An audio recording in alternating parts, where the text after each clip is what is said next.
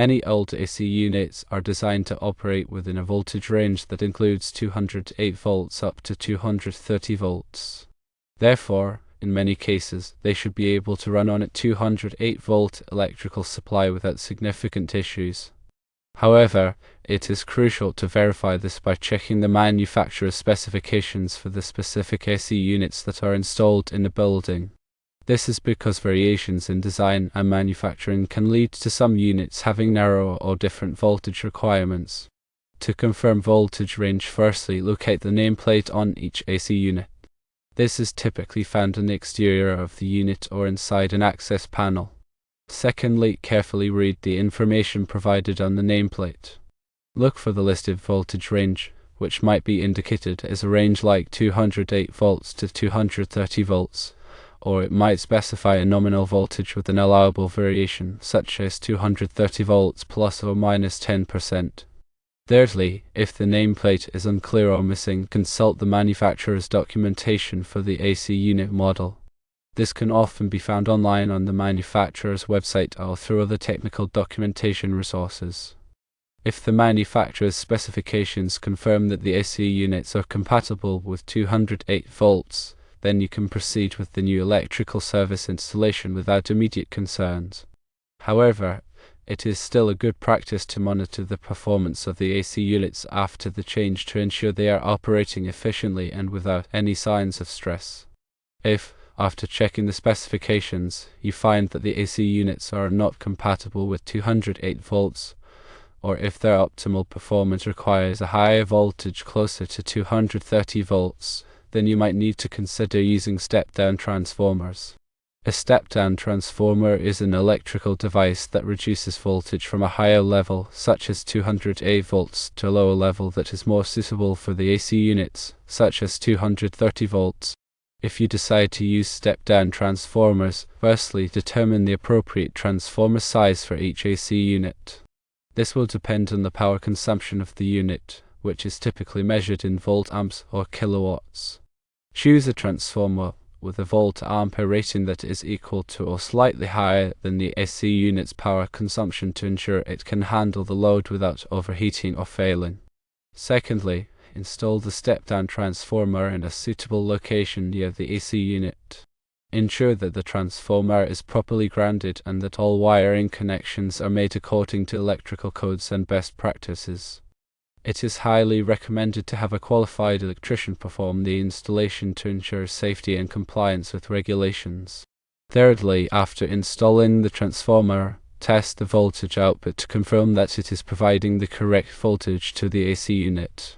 Use a voltmeter to measure the voltage at the transformer's output terminals and adjust the transformer's settings if necessary to achieve the desired voltage level. There are some other considerations when switching to a 208-volt three-phase service. Firstly, you want to check the AC unit's motor voltage and horsepower.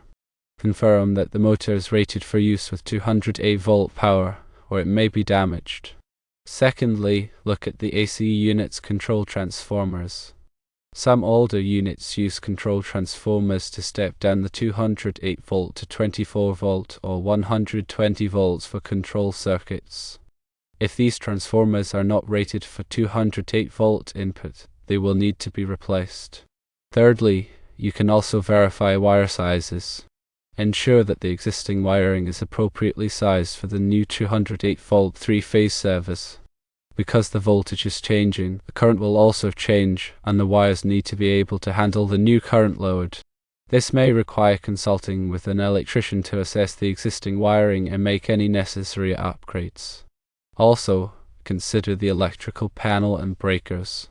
The existing electrical panel and breakers may need to be updated to accommodate the new 208 volt three-phase service.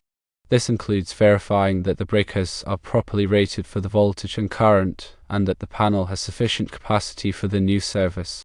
Another consideration is with the building's electrical load calculation. Perform an updated electrical load calculation for the building to ensure that the new 208-volt three-phase service is adequate for the total load, including the AC units and any other electrical equipment. This calculation will help determine the appropriate size of the pad mount transformer and other electrical infrastructure. In addition, you should also consider energy efficiency. While the AC units may operate on 208 volts, their energy efficiency could be affected.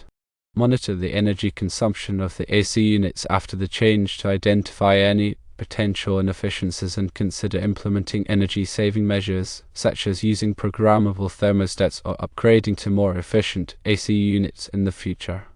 Furthermore, it is advisable to consult with qualified HVAC and electrical professionals who have experience with these types of conversions. They can provide valuable insights and guidance to ensure a smooth and successful transition to the new electrical service. Also, be sure to comply with all applicable electrical codes and regulations. Adhere to all local and national electrical codes and regulations during the installation and modification of the electrical service.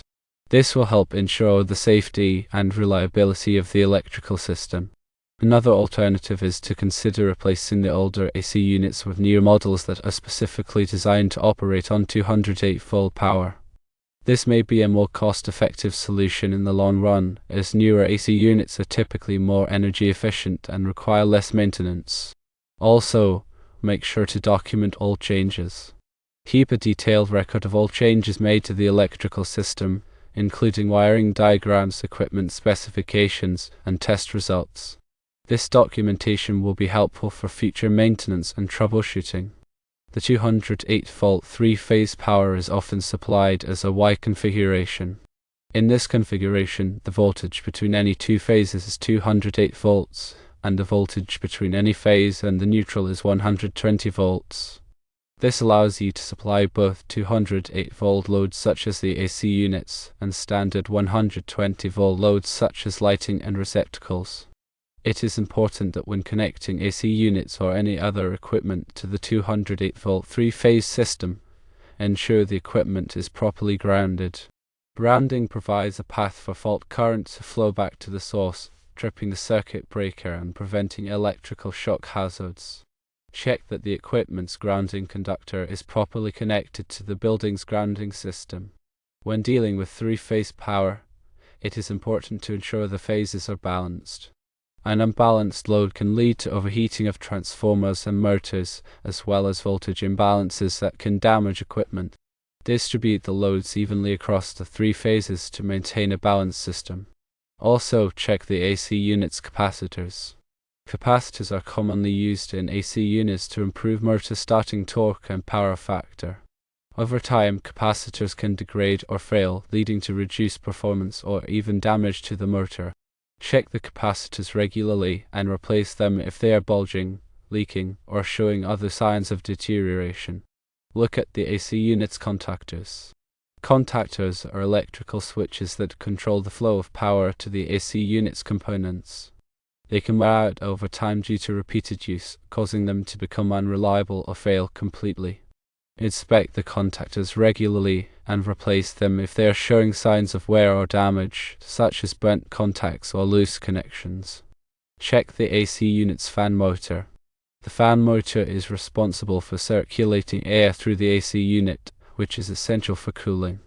Over time, the fan motor can become clogged with dirt and debris, or the bearings can wear out, leading to reduced airflow and overheating. Clean the fan motor regularly and lubricate the bearings as needed. Replace the fan motor if it is making unusual noises or showing other signs of wear. If the AC units have any electronic controls, make sure they are compatible with the 208-volt power supply. Some electronic controls may be sensitive to voltage fluctuations or harmonics, which can be more prevalent in three-phase systems. If necessary, install surge suppressors or filters to protect the electronic controls from damage. When working with electrical systems, always use appropriate personal protective equipment, including safety glasses, gloves, and insulated tools.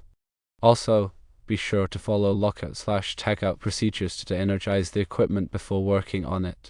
If you are not comfortable working with electrical systems, it's always best to hire a qualified electrician to perform the work. Before starting any work, obtain all necessary permits and approvals from the local authorities. This will ensure that the work is done in compliance with all applicable codes and regulations. If the building has multiple AC units, consider using a load management system to optimize their operation and reduce energy consumption. A load management system can monitor the power consumption of each AC unit and automatically adjust the settings to minimize peak demand and improve overall efficiency. When switching to a new electrical service, it's always a good idea to have a professional perform a thorough inspection of the entire electrical system to identify any potential problems or safety hazards. This can help prevent costly repairs and ensure the safety of the building's occupants. Another thing to consider is the power factor correction. If the AC units have a low power factor, they can draw more current than necessary, leading to increased energy consumption and voltage drop. Consider installing power factor correction capacitors to improve the power factor and reduce these problems. If the building is located in an area with frequent power outages, consider installing a backup generator to provide power to the AC units and other essential equipment during outages. This can help prevent discomfort and ensure business continuity. If the AC units are located in a noisy environment, consider installing soundproofing materials to reduce noise pollution. This can improve the comfort of the building's occupants and reduce complaints from neighbors. If the AC units are located in a dusty environment, consider installing air filters to prevent dust and debris from entering the units and causing damage. This can help extend the life of the AC units and reduce maintenance costs. When working on the electrical system, always follow proper safety procedures to prevent electrical shock and other hazards. This includes wearing appropriate personal protective equipment, using insulated tools, and energizing the equipment before working on it.